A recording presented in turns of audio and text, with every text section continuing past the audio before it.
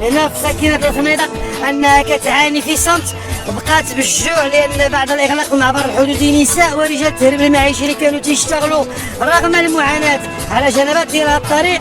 الآلاف ديال النساء كذلك تيقول لك رغم المعاناة اللي كنا كنعيشوها هنا في المعبر ديال الدل كما تيسميوها النساء ورجال التهريب المعيشي، ولكن بعد الإغلاق الكل تيعيش جحيم لا يطاق. طبعا الوقفات الاحتجاجية كانت كبيرة في مدينة الفنيدق.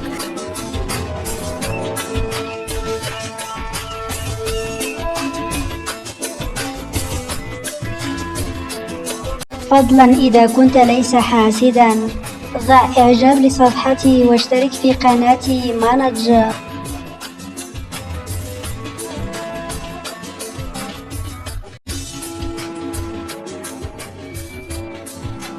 بصوت واحد تطالب بفتح المعبر الحدودي.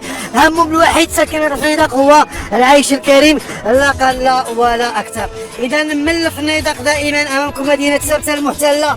لاحظوا الأجواء، لاحظوا الأجواء، الآلاف ديال المواطنين نساء ورجال فئات عمرية مختلفة متسبعين كتحط الرحال هنا لتسليط الضوء على ما يقع في المعبر الحدودي بعد ما كان نقدروا نعتبروه هجرة جماعية عبر السباحة لمدينة سبتة، بما فيها الأفارقة نساء ورجال ومغاربة فئات عمرية مختلفة، رضاع طبعا أطفال قاصرين. وملي كنهضر على رضاع طبعا اللي حادثين الولادة شفنا الأمهات رفقة الأبناء ديالهم في الأسبوع الأول أو الثاني.